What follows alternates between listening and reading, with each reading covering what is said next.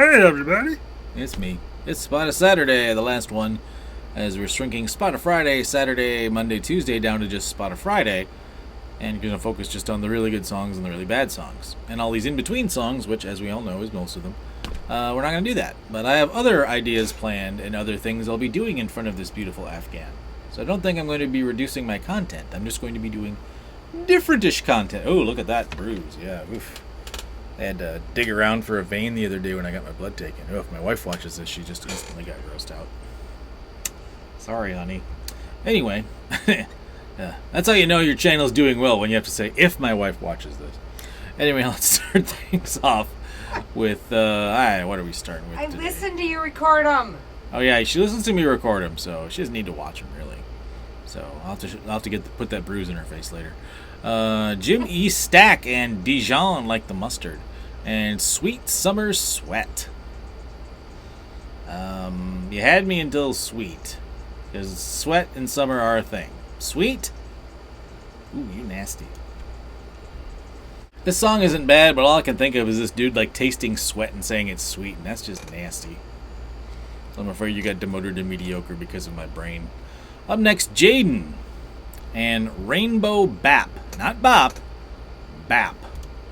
Sure what a Rainbow Bap is, but it's a pretty good song. It's okay. Up next, Hold Up, Hold Up, Hold Up. Yes, they say it 3 times. Well, excuse me, young Dolph does. This sounds like somebody doing a song by DaBaby, except it's not DaBaby. It's got a similar feel to a DaBaby song. And I do enjoy a song by DaBaby. But young Dolph, he's okay. The song's pretty okay. Up next, Charlotte Day Wilson with Sid and Take Care of You.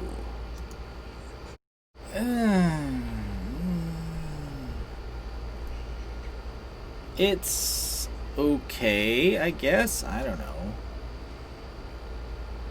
I don't think I'll remember it in a day, but it's okay. Up next, Sufjan Stevens with a song called Video Game. Oh, it's like that video game I played called Song.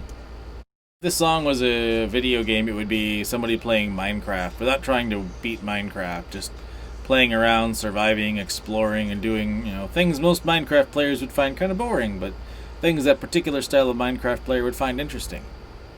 Also, that's the kind of Minecraft player I am, and I still need to set up my Twitch account so people can watch me play Minecraft in a boring way. Because if there's one thing I know, it's what people want to watch on the internet. Up next, WizTheMC and Lied. WizTheMC? I'm not gonna lie to you, dude. This song's kind of mediocre. Up next, ooh, I've heard about this one. It's Rico Nasty, iPhone. Oh my goodness, I do love me some Rico Nasty. This is a great song. Don't sleep on this one. She's gonna be a big thing eventually, I hope. By the way, I guess I should give some props out to the person who introduced me to Rico Nasty, the late Aaron S. from Marshall here. No longer with us, unfortunately, due to circumstances. But, yeah. Every time I listen to Rico Nasty, it's always with a little bit of melancholy because I think of Aaron. He's a good dude. Really knew his underground hip-hop. Up next, Sista Prod and a bunch of other people with Eyes Blue Like the Atlantic Part 2. Much like the Atlantic Ocean, I have indifferent feelings about this song. I'm just not an ocean guy, sorry. The song is alright, I guess. Up next, Starrah. Actually, the Atlantic is the only ocean I've been closest to. When I was in California, I did not touch the Pacific. Didn't even get that close to the Pacific. But I actually came within inches of the Atlantic touching me. Gross. Up next, Starrah and how it goes. I'm not exactly familiar with Starrah. That song's pretty good. You get the good file today. Ricky Reed, Leon Bridges, and more up next with Better. Well, it's not better than the last song, but it's not worse. So you made the good file on. This is definitely what you'd call your adult album alternative rock. But it's not the best adult album alternative rock. It's just kind of okay. Up next, CHIKA and My Power. This is good. I like this. Once again, female rapper. And it's good.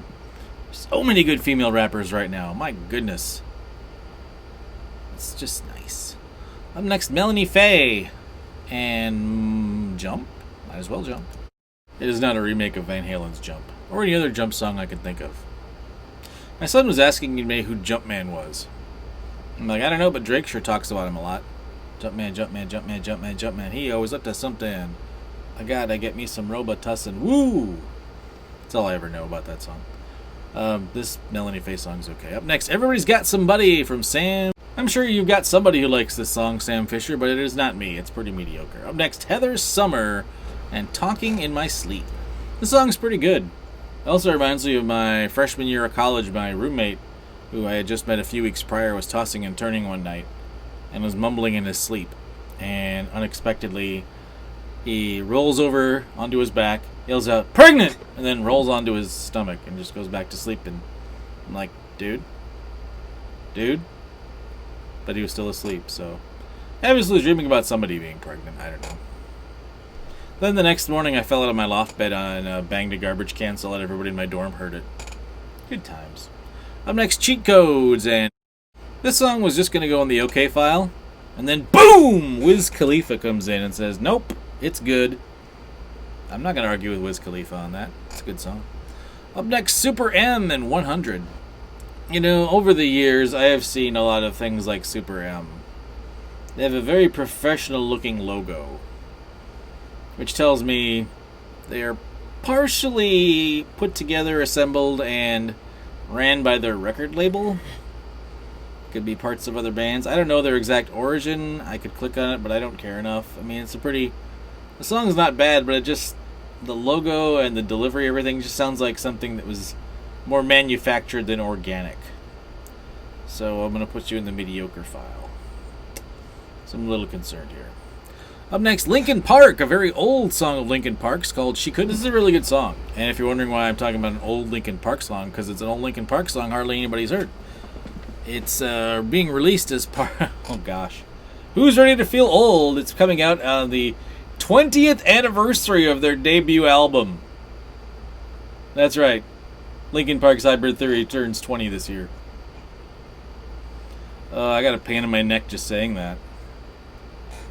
Pains everywhere, but yeah. I can see why this was left off Hybrid Theory. This song would have been a lot more at home on their later albums, but it's interesting to hear how they had that direction in mind as early as Hybrid Theory, which is still a pretty solid debut. So yeah, you can hear that in other demos and think back about how, wow, Linkin Park is 20 years old. Yikes. Up next, Tori Kelly and Unbothered. Wow. This does not sound like your normal Tori Kelly song at all, but in a good way. See, Drake, this is what I'm talking about. It still sounds like Tori Kelly, but it doesn't sound like any other Tori Kelly song. Unlike if you missed yesterday's episode, Drake has a new song, and it sounds a lot like a lot of Drake songs you've heard. So I'm saying, think about Tori Kelly here, Unbothered. That's your homework, Drake. Listen to this Tori Kelly song, and think about what you did. Selling millions of albums and streaming billions of streams. And if you listen to this 46-year-old guy in the Midwest, you might maybe do better, but probably not. Did I just cell phone? Running up next, Kirby and Pink Sweats with Apple, the remix. It amuses me that when I see the name Kirby in all caps, I think of the little pink dude from Nintendo. It's a he, right? Or is it a she? I don't know if Kirby has a gender.